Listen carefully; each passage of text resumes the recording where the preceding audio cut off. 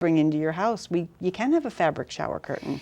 You don't have to have a vinyl shower curtain, and so make a different choice. So a lot of it goes back to what would be the more natural substances created naturally, grown naturally or whatever. And actually we were talking about that with 100% cotton. As you say, with a lot of European products have that totally natural. Right. I look at a lot of it as if you can smell it, if you can smell something that is so strong, what's your first clue?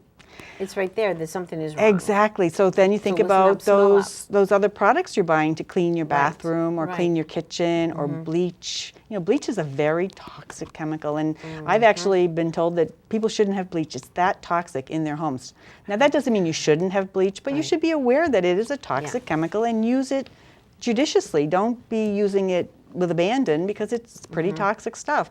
And you say, well, I put it in my toilet and then I flush it down the toilet. Well, then it's in your drinking water. So again, there are a lot of chemicals in drinking water, so what goes down the toilet can sometimes come back in your faucet, and you need to be careful about that also. We were talking about that, even trying to keep water as a filter. And what's the best choice? How do you go about doing that? I mean, I have a filter, but really is that the best choice for me or not? Or as you're even talking about the container that this filtered water is in? Right. So let's talk about water.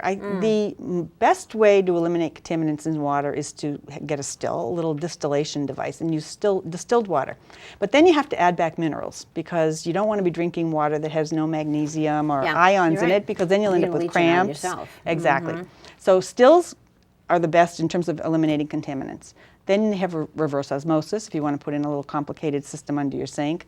And all of these are choices, because if you have reverse osmosis, then you have to have a container and it's slow, but you might like to try that. And then if I had a reverse osmosis system, I would want the water tested just to make sure that it was really free from contaminants, because you're not sure.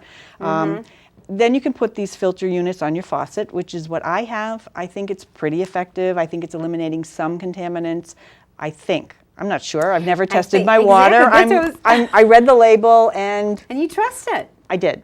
And it is a 3-stage filter, and so I trusted it. The filters you put in and you filter water through into a styrene container, those are, I think, the only claim is that they'll remove chlorine. So that's not going to remove a lot of those other organic chemicals that are in drinking water that might be causing disease. And it is scary when you think about that, with the substances that we take, that even the pills that we don't take or that go into the system. And again, they're not being pulled out, blocked, or whatever. No, so the pills you take, you're urinating them into your toilet. The excess pills that you don't take, many people dump them down the toilet. Yeah, so thinking all they're of that safe goes, again. Well, thinking it's okay to do that, but they'll get diluted. Well, you know, again, I think I have to remind people that it's not just all about me. It's about the planet and the ecosystem, and we need to think like that. If you're dumping it down your toilet, or if you're putting some toxic chemical down the drain, I don't know, in your homes here, do you have drains in your basement where you could actually dump chemicals into your sewers?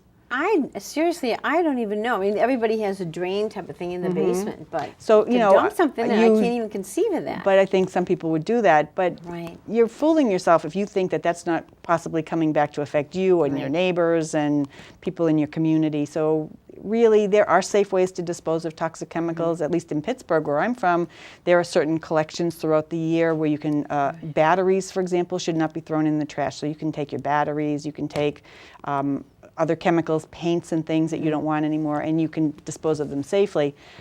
And I think that's what you really need to do. We have to protect the planet. Yeah, you know, then in fact, and this is a really good point, Local Motion Green, don't you know, we've gone over this, localmotiongreen.org. Go on the website, because there are always dates there, and a phone number there too if you need it. But dates of when you can get rid of some of these toxic substances, so you're not doing, you know, what Dr. Donovan said people are doing. Don't do it. Be educated. Hit that website. Find out when those safe removal dates are. Make use of it. And if you know of somebody, and a lot of times it's our parents who just, you know, have done it the way they've always done it, educate them. Let them contribute to the environment in the healthiest way possible. So localmotion.org. Yeah. Your website. Let's get to your website right now. Okay. Go ahead. So my website, we're actually putting up new information. We have the newsletters. We've done a few pieces with this You Can campaign so far, and we're putting them up, and we're going to have some references, so if people want to read more about the background, the history that we're using to come up with our recommendations, they can.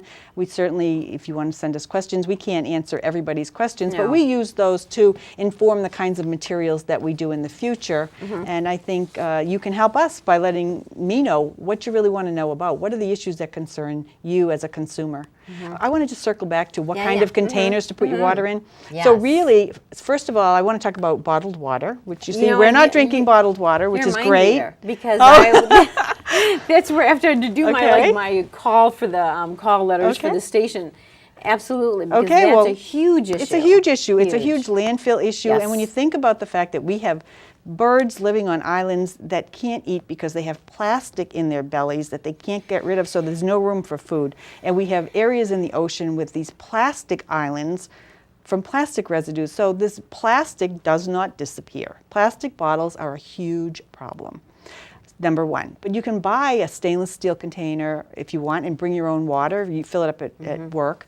And that's a great solution. Or use mugs. And don't use those. First of all, I never drink out of styrofoam cups, but I don't know. I hate them. Well, I do too. I don't like the texture, but also if you have tea and you put lemon in a styrofoam cup and you look, it's all pockmarked on the inside. It actually melts the styrene and it goes into your tea and you drink it. Okay, we say this one more time. It's scary, but the tip is don't do it. Don't drink out of styrofoam cups. That's my solution. With the tea. With tea and then lemon, and you look inside. In fact, I was at a workshop, and there were maybe several hundred people there, and they had had dinner, and they were all drinking out of styrofoam cups, but I refused to do that. So I went and found the host, and I said, don't you have a glass mug around here? And I got a glass mug. So when I was giving my lecture after they ate dinner, I said, well, I just want you to know that you're all drinking out of styrofoam cups because you didn't ask, but you see, I asked for a mug and I got it, and you could have too, but you didn't think to ask. And I said, so now I want you to look inside your styrofoam cups and see, if you look inside and you see these little holes, and that's because, and people were literally pushing their styrofoam cups away from their dish under the plants. They're trying to hide them. But I really said, I don't want to scare you, and that little bit of styrene probably won't hurt you, but maybe you should buy a different kind of cup. If you're having a party and you really don't want to wash the dishes, get a paper cup. And they would. Right. Now, paper is still a disposal issue and whatever, but it's, I think, a safer option than styrofoam. All right. Very good. Okay, I want to stop for 1 second. If you are tuning in just now, you've missed, well, I'm telling you, watch it again because you've already missed way too much.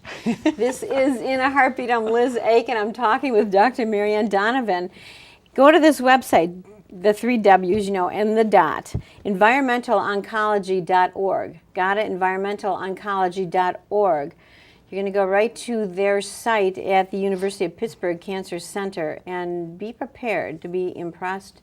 But most of all, everything, I'm always telling you this, be inspired, be educated, be proactive. All right, so we have covered that. Plus, you're going to see, I love this You Can campaign. Get into it, read about it. I'm giving you so many choices. And that's what we do. This station, it doesn't matter what the show is from this station, WMTV. We all band together, all of us, to bring you the best possible choices, the information that can make a great difference in your lives. And every single one of us is thrilled to be here bringing you this information. So, I want to say, I just think it's great that you have this show and that you want people to get motivated to do things, because people can be awesome. The power to change the world is in people.